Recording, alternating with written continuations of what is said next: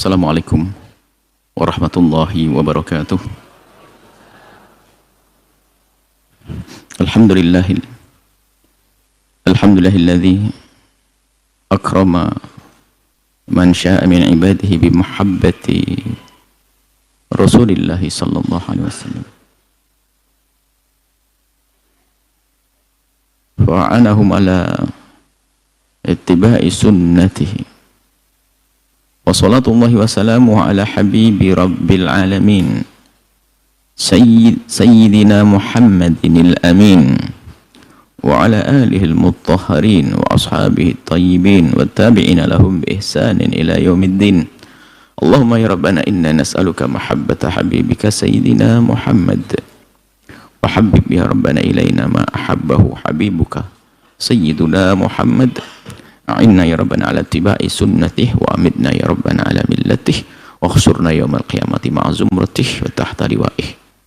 Urzuqna ya Rabbana at-taubata qabla al-maut wa syahadata 'inda al-maut wal jannata ba'da al-maut. Amma ba'd, yang sangat kami cintai, kami muliakan para pecinta baginda Nabi, perindu ridha Allah. Alhamdulillah kita bisa bergabung kembali bersama-sama belajar dengan di bawah bimbingan Al-Imam An-Nawawi dengan kitab Arba'in Nawawiyahnya. Kita sudah sampai kepada hadis yang ke-11. Semoga Allah mengangkat derajat Imam Nawawi dan menjadikan ilmu yang kita ambil dari beliau ilmu yang bermanfaat. Hadis yang ke-11 an Abi Muhammad Al-Hasan Ibn Ali bin Abi Thalib. Hadis diriwayatkan oleh Sibtun Nabi, cucu baginda Nabi. Sibit ada hafid. Kalau sibtu itu adalah melalui ibunda. Jadi cucu dari ibu, cucu dari anak perempuan namanya Sibtun. Sayyidina Hasan adalah cucu dari baginda Nabi melalui Sayyidat Fatimah Az-Zahra.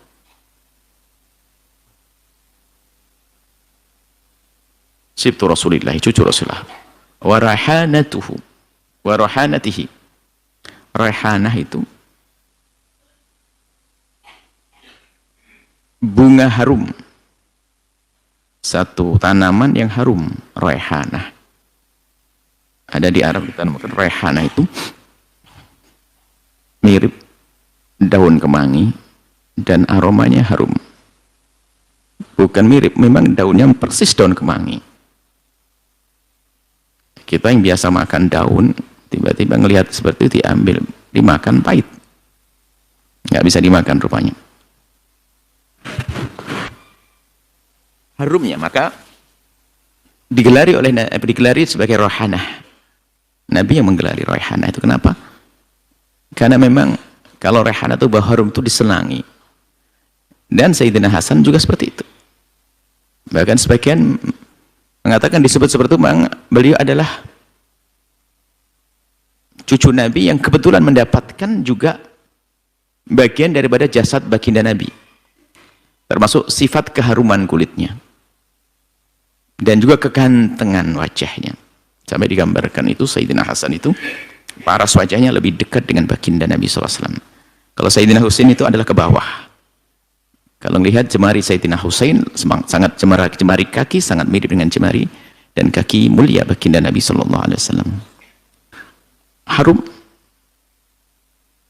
Mengatakan kerikannya harum. Kalau baginda Nabi jelas, tapi ini selain dari baginda Nabi, beliau mendapatkan bagian ini sehingga disebutkan raihanah.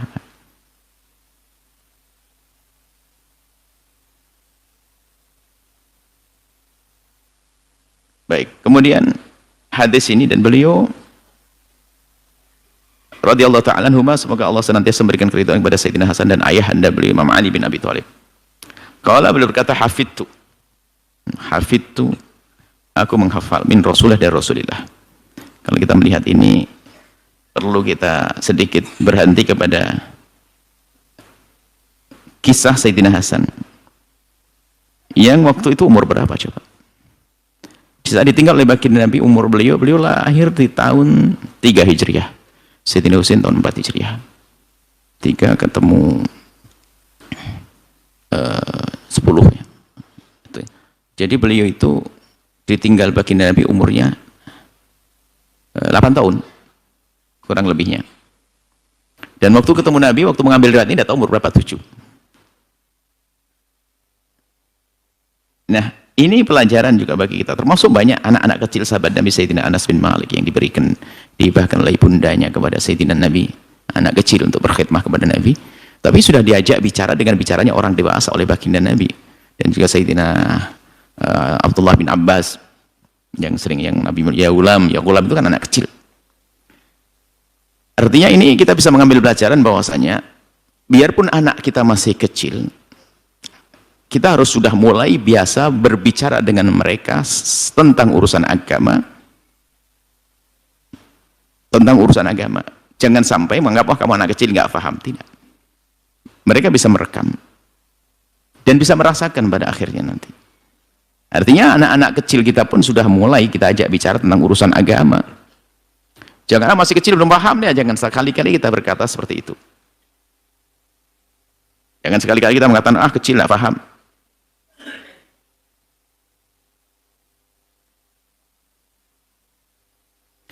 Sayyidina Hasan hafidtu, aku mendengar, hafal dari baginda Nabi. Sayyidina Hasan ini kalau ke sejarahnya, Sayyidina Hasan dan Husain dikatakan oleh baginda Nabi Sayyidah syababi ahlil jannati. 2 pemuda, pemimpin pemuda ahli surga. Berarti apa? Kabar gembira dari Nabi kalau beliau adalah siapa? Ahli surga. Jadi ada beberapa orang yang diberi kabar gembira oleh baginda Nabi tempatnya surga. Seperti Sayyidat Khadijah Al-Kubra. Seperti Asyra Basyarin bil Jannati. Sayyidat Fatimah. Jadi beberapa orang yang diberi kabar gembira oleh Nabi kalau mereka ahli surga, termasuk ini. Beliau nyebut hadani sayyidah sababi ahli jannati. Sayyidina Hasan dan Sayyidina Husain. Dan dari Sayyidina Hasan dan Sayyidina Husain itulah nanti keturunan baginda Nabi sampai hari ini. Dari Sayyidina Hasan dan Sayyidina Husain. Para dzurriyyah baginda Nabi. Dan nasab semua orang adalah melalui laki-laki, kecuali khususan baginda Nabi, nasabnya lewat Sayyidat Fatimah Az-Zahra. Allah khususkan yang sering disebut dengan para asyraf, para sadah, para habaib, itu adalah sambung kepada baginda Nabi melalui Sayyidina Hasan dan Sayyidina Husain. Jadi ada dari Sayyidina Hasan, ada dari, kalau kebanyakan di Indonesia habaib itu banyak dari Sayyidina Husain, biarpun ada yang dari Sayyidina Hasan, seperti kalau Syekh Abdul Qadir Jalin dari Sayyidina Hasan, banyak dari Sayyidina Hasan dan Husain adalah semuanya sambung kepada baginda Nabi SAW, yang mereka punya hak-hak yang harus kita penuhi, hakul mahabbah. Baik, kemudian untuk spesial Sayyidina Hasan itu adalah yang pernah disebut oleh Nabi, inna ibni hadha, anakku ini, jadi cucu dianggap sebagai anak. Begitu dekat baginda Nabi itu. Sayyidina Hasan itu yang waktu Nabi sholat itu, yang pernah menaiki leher beliau sampai Nabi memanjangkan. Dan biasa antara Sayyidina Hasan kurang lebih kebiasaannya sama. Kalau datang kepada baginda Nabi langsung begitu manjanya, memanjat kaki baginda Nabi. Dipegang tangannya, kalau kembali kecil memanjat kaki sampai ke dada dan dipeluk oleh baginda Nabi, dicium oleh baginda Nabi. Oh, indah sekali. Sallu ala Nabi Muhammad.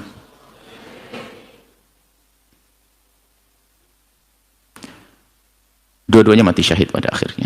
Yang satu syahid diracun, Sayyidina Hasan diracun. Dan ada kisah yang perlu dibersihkan bahwasanya Sayyidina Hasan senang nikah katanya, bukan. Akan tapi Sayyidina Hasan diminta sampai Sayyidina Ali berkata, kau jangan, maksudnya ada riwayat bahasanya, sudahlah jangan kau, sudah cukup Hasan, jangan sampai dinikah-nikahkan lagi, karena isu ini merendahkan, isu yang dikemas dengan bahasa jelek. Akan tapi orang pada berkata, kalau seandainya Hasan minta anak saya, pasti akan saya kasih kapan saja. Mau ditahan gimana? Cucunya baginda Nabi SAW, Sayyidina Hasan. Sehingga ada suara yang dihembuskan sedang nikah karena istrinya banyak. Akan tapi masalah menikah banyak ini lihat ceritanya seperti apa. Jadi orang-orang pada berkata, kalau seandainya setiap hari Hasan minta kepada saya, niscaya akan saya beri. Karena orang mulia, cucu Nabi. Dan sangat dekat dengan Nabi. Sayyidina Husain, Nabi sangat mencintai Sayyidina Husain. Allahumma inni uhibbu Husaina fahibbah. Ya Allah, aku mencintai Husain. Dua-duanya dicintai oleh baginda Nabi SAW. Padahal Sayyidina Hasan naik di leher baginda Nabi. Sampai Nabi memanjangkan sholatnya.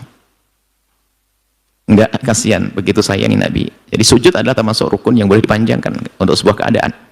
Sujud, sampai sahabat Nabi mengatakan, wah ini kok lama. Ternyata di atas leher baginda Nabi ada cucu tercinta Sayyidina Hasan. Lalu yang melihat itu adalah berkata, alangkah indahnya yang menaiki dan yang dinaiki. Orang-orang mulia semuanya. Sayyidina Husain wafat di medan di padang Karbala. Kedoliman sang pendusta yang mengaku cinta, tapi ternyata mereka menjerumuskan. Yang membunuh bukan orang ahli sunnah wal jamaah, tapi orang-orang yang tidak punya hati kepada Sayyidina Husain. Pernah kita hadirkan kisah Karbala, bisa didengar itu kisah. Nah, kita akan melihat sisi dalam ini, sisi pendidikan itu biar perlu kita berikan kepada anak kecil sekalipun. Jadi nggak ada masalah. Kita dengan anak kecil sudah diajak bicara caranya orang dewasa tentang akhlak, tentang kebaikan. Nah ini kata, hafidtu min Rasulillah, aku menghafal, mendengar dan aku hafal min Rasulillah dari kakekku Nabi Muhammad SAW. Da ma yaribuk ila ma la yaribuk. Ada sebagian ma la yuribuka ila ma la yuribuk. Kalau ma la yaribuk dari roba ya yaribu. Kalau yuribuk aroba yuribu, maknanya sama. Cuman yang lebih sahih menurut Ibnu Hajar Al-Haytami adalah da bi fathil ya. Da ma yaribuk ila ma la yaribuk. Da tinggalkan. Mayaribuk yang menjadikan dirimu itu ada keraguan-keraguan, kebimbangan.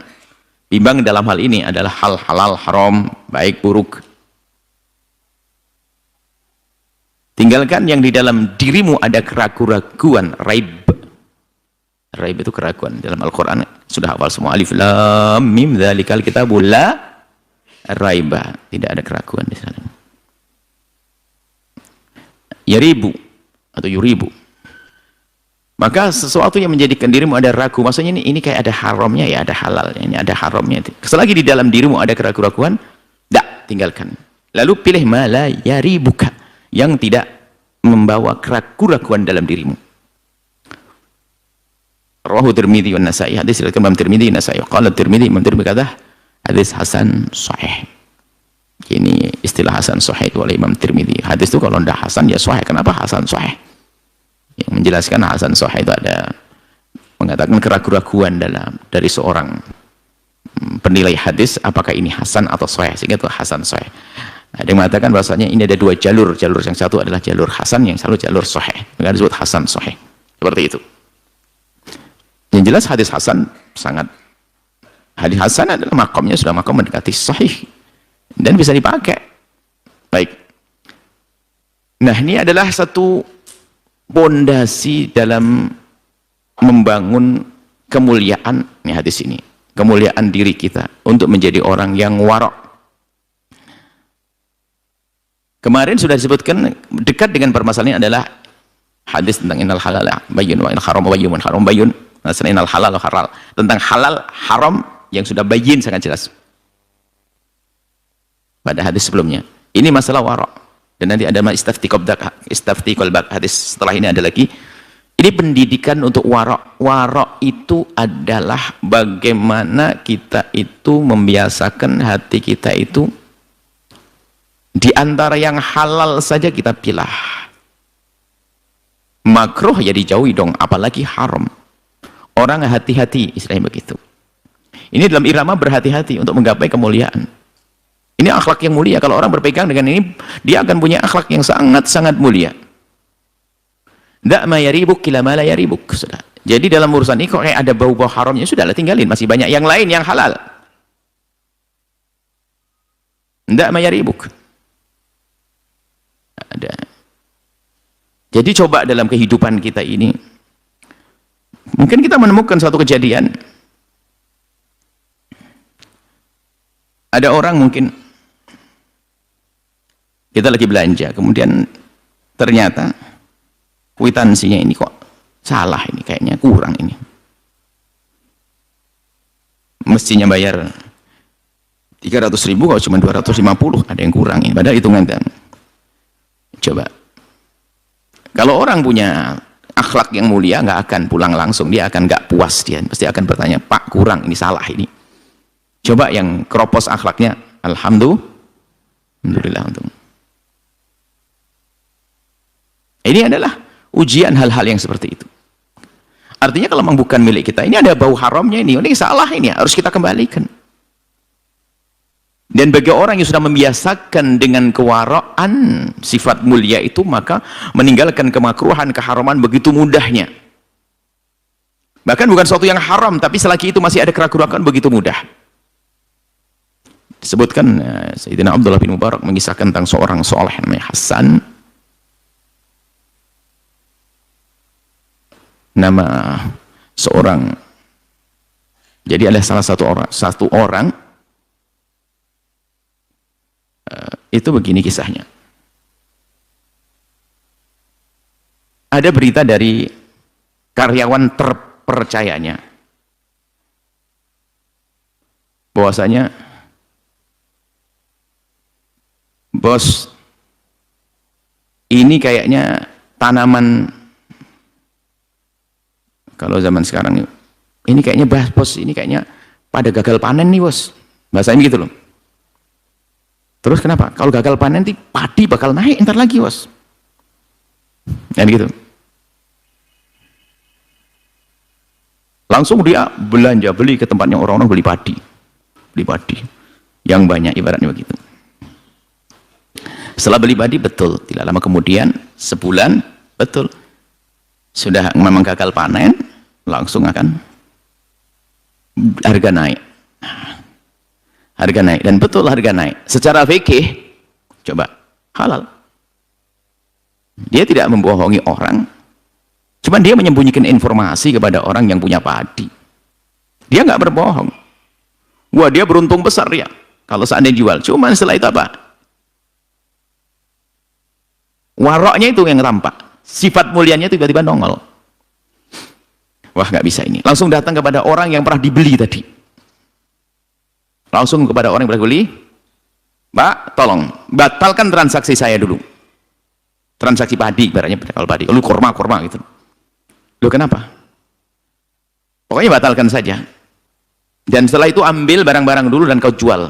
Karena harganya hari ini sangat naik, betul. Loh nggak apa-apa, saya rela kok. Enggak. Karena waktu aku beli kepadamu dulu, aku tahu kalau ini bakal naik harganya. Dan saya diam-diam kepadamu. Kalau ada pedagang kayak begini bakal kaya dunia akhirat orang itu. Oh, sekarang ini Masya Allah waroknya kurang. Tetangga ya semoga lah. Entar lagi paling dijual tanah tetangga. Cepet dia tuh. Masa seneng tetangganya kecepit? Sampai dikisahkan suatu ketika ada minas solehin. Minas solehin, orang soleh. Dia itu punya ya dagangan barang-barang begitu. Yang ada urusannya dengan air, dan memang waktu itu lagi kemarau panjang. Sehingga dia barang-barang yang dimiliki banyak, dia punya gudang. Tak tahu melihat mendung, kok nggak senang? Wah, mendung ini. Habis mendung hujan bercocok tanam. Waduh, sudah gelisah itu loh.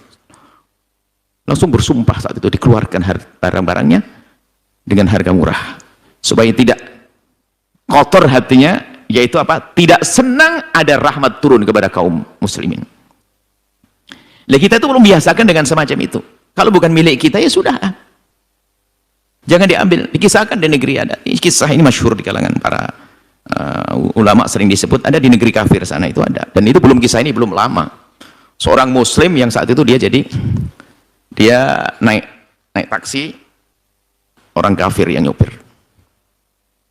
Sang muslim itu membayar, kemudian sama orang kafir ini dikembalikan ternyata lebih, kan pakai argo dan sebagainya gitu loh, lebih. Misalnya bayarnya itu harusnya 28.000, cuman kasih duit berapa? 30.000. Ini kisah di negeri kafir, bukan di Indonesia. Ini kita gambarkan ribuan saja biar gampang. Mestinya bayar 30.000, 28.000, anak argonya sampai 28.000, nggak ada uang receh.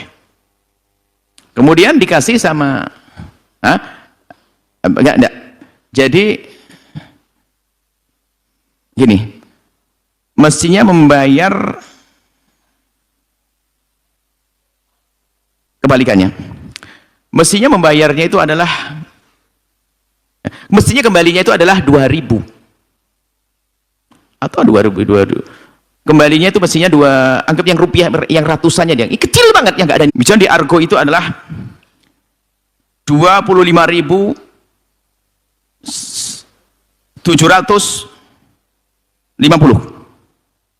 Berarti kan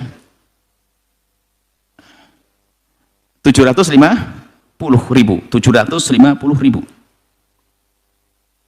Kemudian dibayar oleh sang muslim yang naik kendaraan itu adalah dengan uang lebih 25.000, bukan 750.000, 25.000 dikasih 26.000, 26.000. Berarti selebihnya berapa?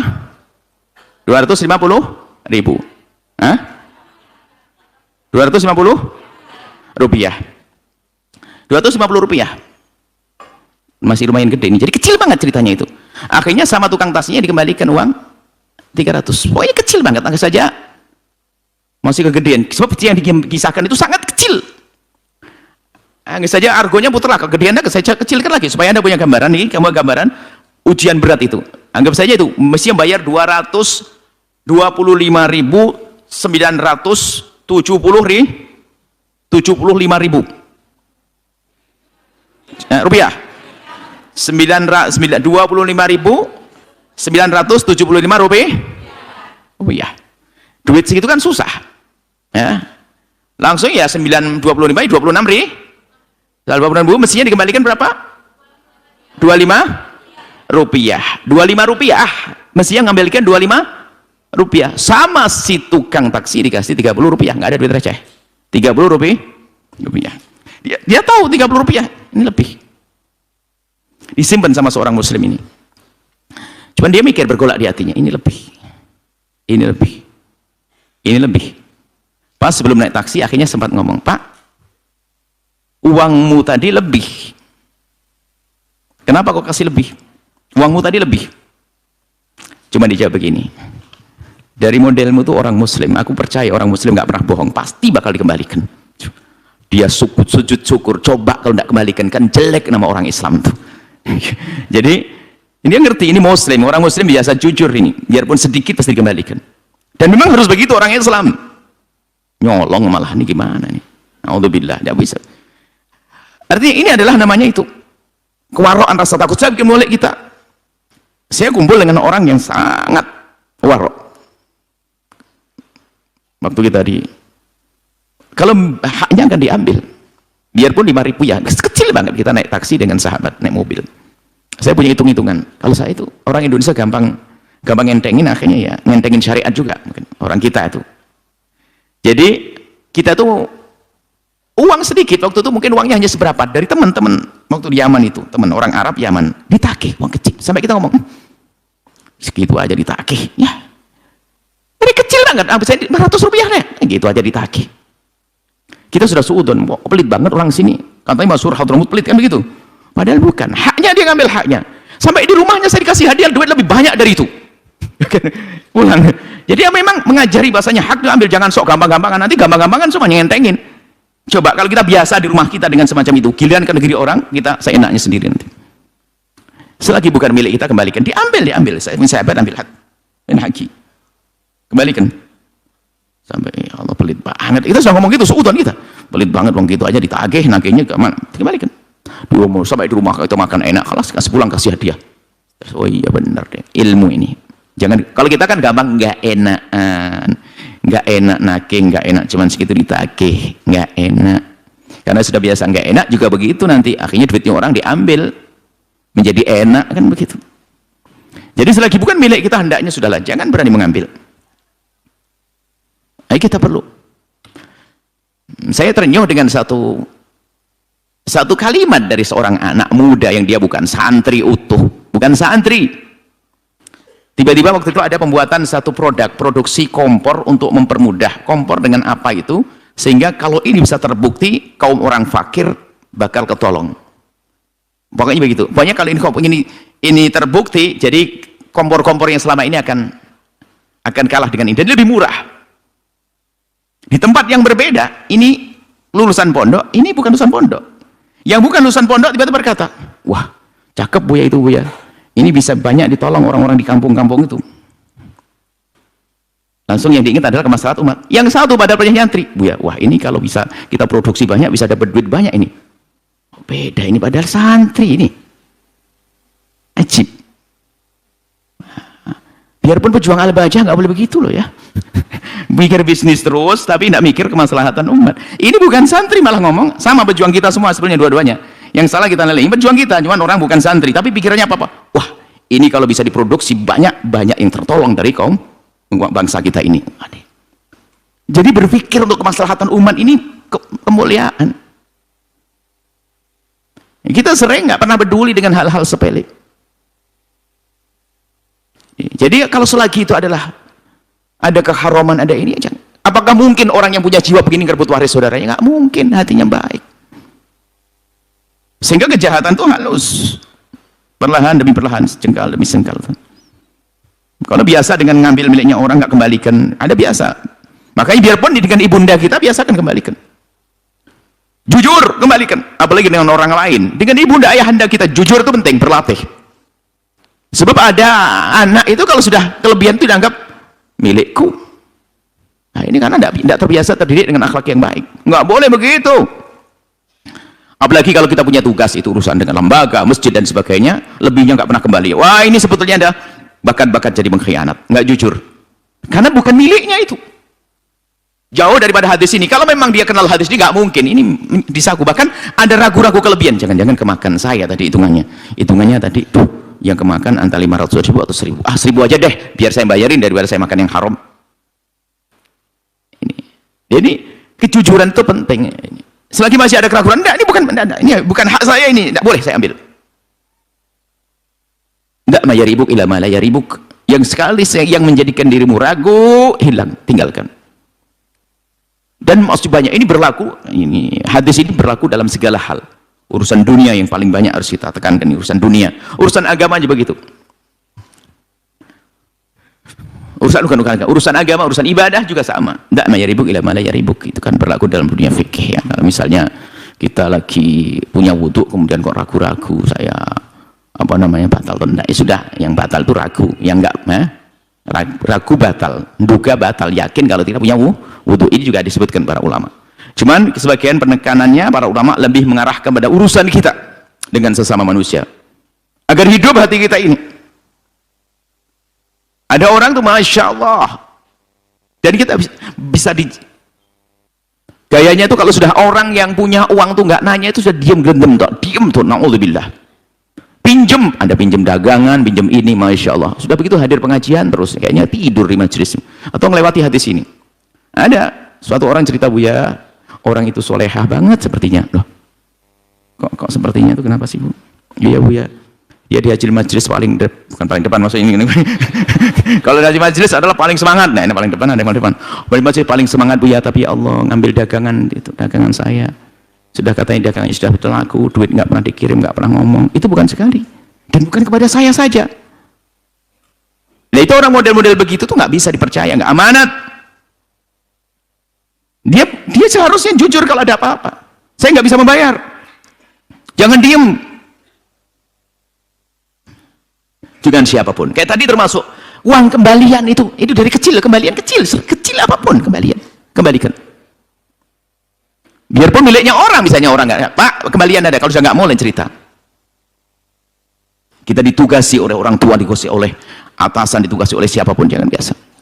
Kalau orang begini ini nggak akan masuk membawa satu rombongan instansi apa ke rumah makan, nggak akan minta kwitansi kosong itu untuk dirubah angkanya, nggak akan orang begitu. Itu dianggap aman? Enggak, itu penjahat juga itu. Habis 500 aslinya, tulis laporan ke bosnya menjadi 700, 200 dia embat. Ini bahaya banget. Ya dia kelasnya kan kelas pengantar tuh. Kalau sudah jadi pejabat juga gede yang dia embat. Jadi kiai pun juga makan duit pondok orang begitu tuh, karena nggak ada warak dalam dirinya. Nah, ini. Makanya warung-warung jangan mau ngasih kwitansi kosong pada siapapun tuh. Itu biasa dirubah nanti tuh laporan ke bosnya ini. Penjahat halus dia. Kopiah kadang-kadang begitu tuh. Kerudungnya masya Allah. Akhlak ini dak yaribuk ila ma la yaribuk. Kita perlu belajar, jadi banyak. Maka sebagian kayak Imam Ibnu Hajar al-Haytami itu suruh mencari banyak. Coba permisalan biar orang sadar, terlalu banyak sekali. Dengan berpegang kepada hadis ini aman semuanya. Dak yaribuk ila ma la yaribuk. Suruh tanya hati kecil ini baik enggak? Kalau di dalam dirimu ada keraguan-keraguan, ini kayaknya baik, kayak enggak. Kayak baik, kayak enggak, sudah tinggalkan, karena ketidakbaikan itu akan merusakmu. Wah, ini membangun akhlak yang sangat mulia dengan hadis ini. Banyak yang para ulama memisalkan contoh-contoh. Jadi jangan sampai kita itu di saat ya kayak tadi kisahkan jual beli saja. Jual beli kita nggak boleh berbohong. Kan dalam hadis disebutkan wala tanajashu. Wala yabi' ba'dukum 'ala bai'i ba'din. Tanajashu itu gimana najasi itu? Najasi itu begini. Market yang bohong dia. Jerumuskan orang kong kali kong antara pembeli palsu dengan penjual agar pembeli yang lainnya itu terpesona. Jadi ibaratnya begini, kita punya sahib jualan kong kali kong, kita berlima pura-pura datang ke itu langsung bilang, wah barangnya bagus banget nih, harganya berapa bos? Wah ini gak murah ini, di tempat lain mahal nih, saya beli borong semuanya, borong. Padahal punya borong-borongan nih. Setelah kita ambil, orang di kiri kanan lihat, wah bener nih, ikut beli mereka. Kita ke belakang tertawa, dikembalikan kepada bosnya, kepada temannya. Najas, bohong begini ini nggak boleh jual beli. Nggak boleh berdusta. Nggak akan menyembunyikan aib-aib dalam jual beli. Di atas kering, padi kering, bawah basah.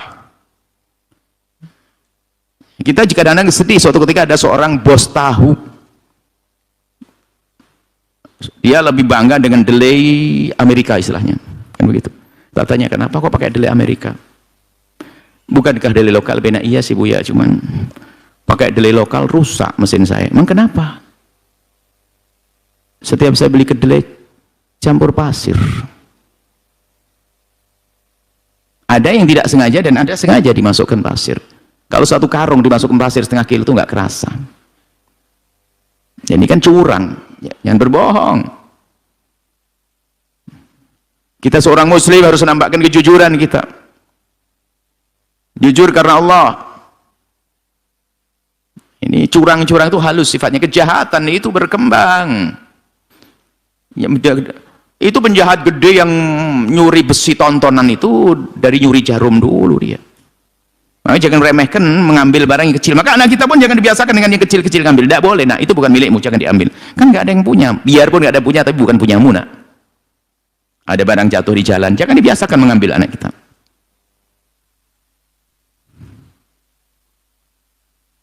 Anda makan di sebuah warung, kadang-kadang makan kerupuk itu kan ada hitungannya. Suruh hitung sendiri ya. Coba jujur anak. Ini antara 5 atau 6? 5, 6 lupa. Nggak ada bungkusnya, 5, 6, 5, 6. Coba kalau orang warak bilang berapa? 6. Kalau 5 kurang saya dosa, mending 6 lah jadi sedekah.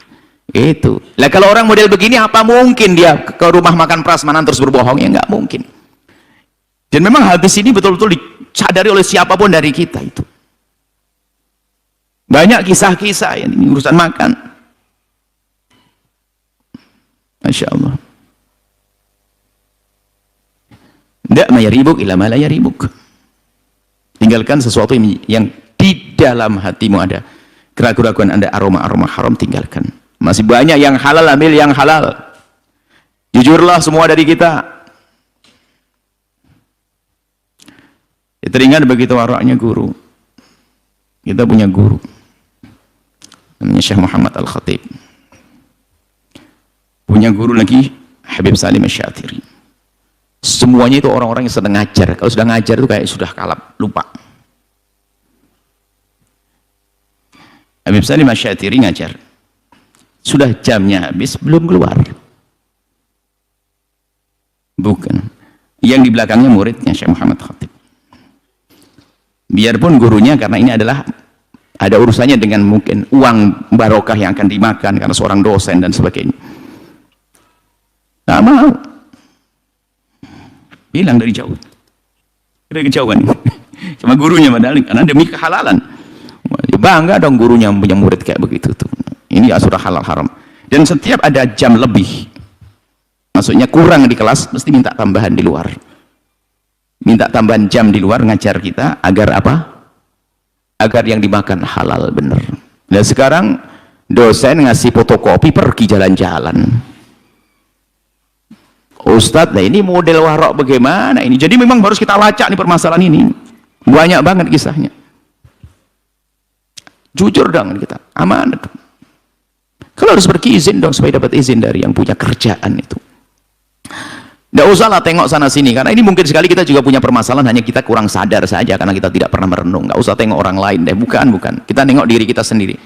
Apa sih ketidakjujuran yang pernah kita lakukan? Apa sih haram-haram yang nggak begitu jelas tapi kita lakukan tadi? Lakukan yang pasti halal, ambil yang pasti halal seperti itu, supaya kita dalam keadaan aman hati kita itu urusan hati.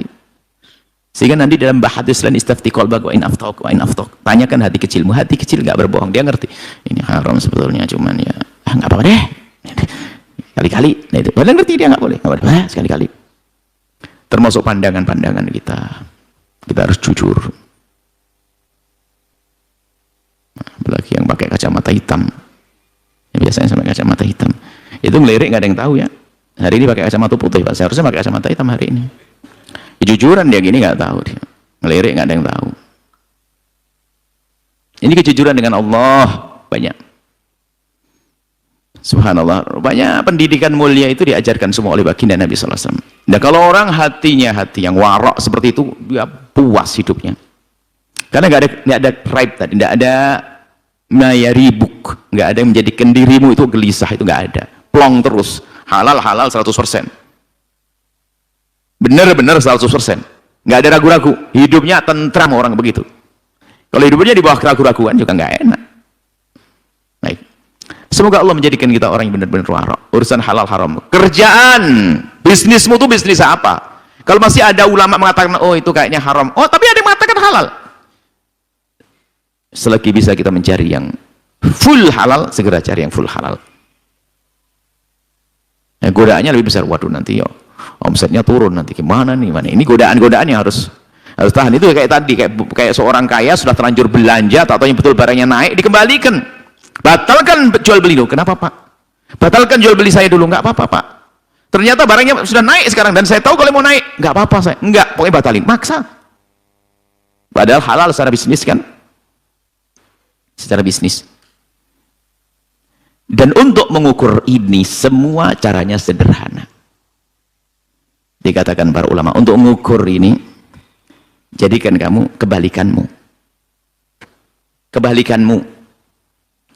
Kalau tadi dirimu belanja padi sebanyak-banyaknya karena ngerti bulan depan kayaknya naik, tak taunya betul setelah belanja besar lagi tontonan padi, bulan depan naik beneran. Seneng nggak kita beli? Coba diganti balik, Anda yang jualan, Anda yang punya padi lalu terbeli oleh orang, kira-kira ngenes enggak? Ya Allah. Nah itu kejujuran tuh muncul di sini, tumbuh di situ. Kalau sekiranya kamu menjadi dia tidak senang, jangan kau perlakukan dia seperti itu. Kalau kamu jadi dia nggak senang, jangan lakukan. Ini kan ternyata kecil kejujuran ini dengan dirinya sendiri. Baik, inilah hadis yang bisa kita hadirkan pada kesempatan ini. Ini bahan koreksi untuk semuanya. Yuk kita terus meningkatkan kewaroan. Orang warok yang halal saja dipilah dan pilih. Air minum, air kemasan, loh Buya kok gembar-gembor. Cobalah kalau Anda beli air minum itu adalah yang double pahalanya. Beli air milik air tetangga deh, kue-kue tetangga.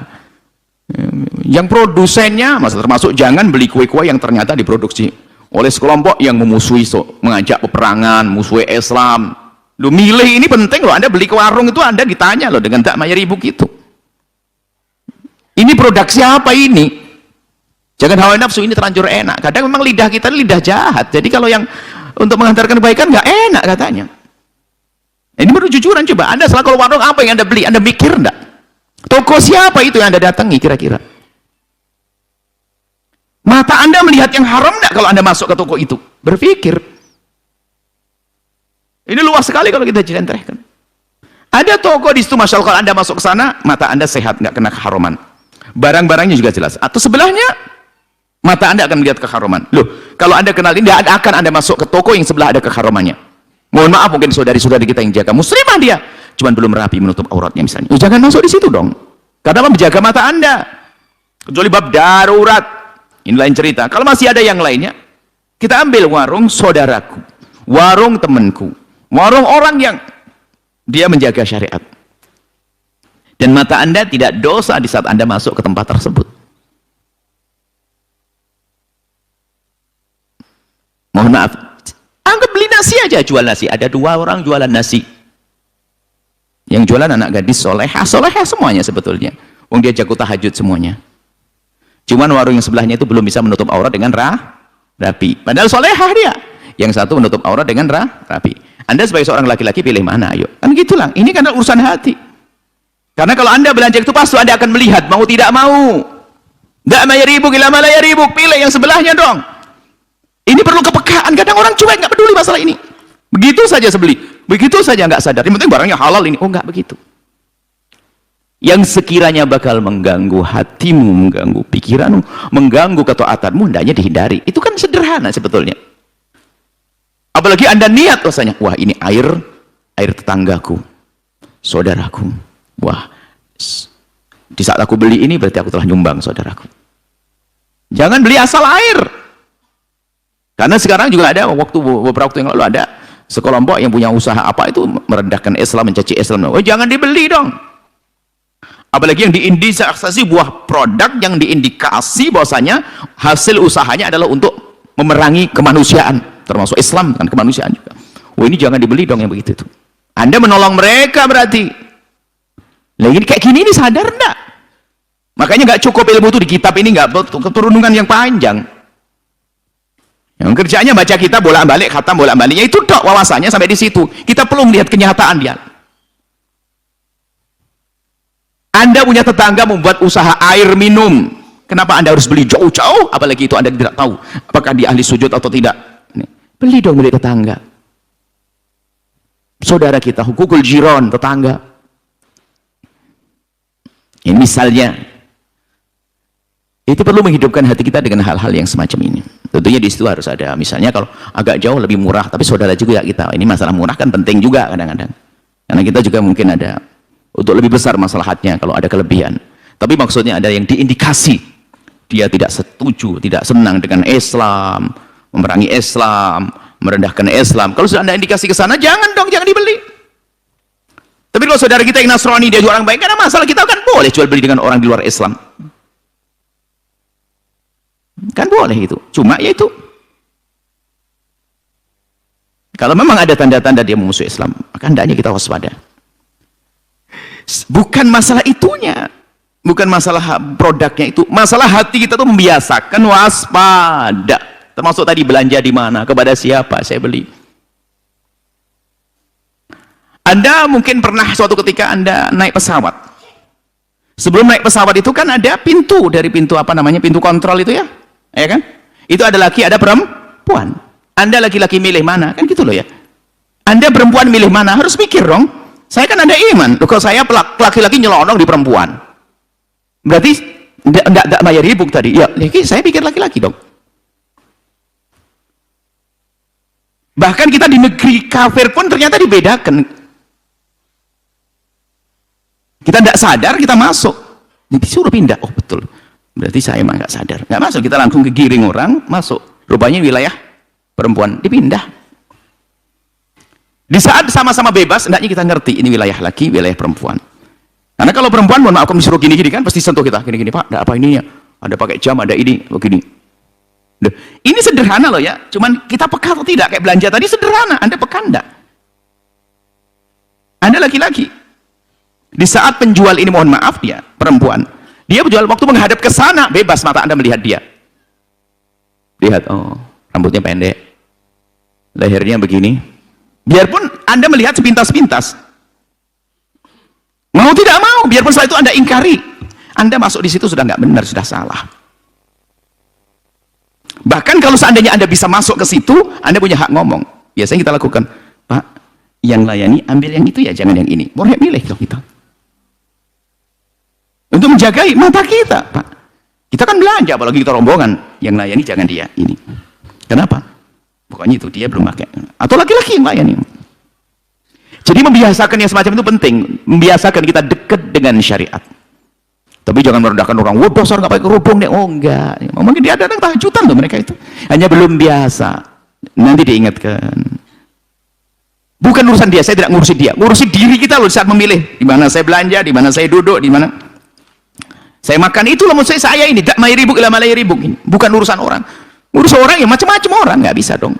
Saya ke pasar harus pakai gini semua, pas apalagi ke negeri kafir sana. Oh, harus pakai kerudungnya bisa. Itu yang pilih jalan yang aman. Mana jalan saya negeri muslim, Anda di negeri kafir lagi bisnis atau apa? Anda pilih jalan yang aman sekiranya mata Anda terjaga. Itu kan Anda bisa memilih. Nah, itu rasa di dalam hati yang seperti itu faham makna tak mayaribuk ila malayaribuk. Tinggalkan yang menjadikan dirimu ada kegundahan, kegelisahan, keraguan. Ini halal haram, menuju kepada sesuatu yang pasti itu adalah halal. Ini saja, semoga Allah menjaga hati kita, menjauhkan kita dari keharaman sekecil apapun, dan semoga Allah mengampuni kita semuanya. Wallahu a'lam bishawab.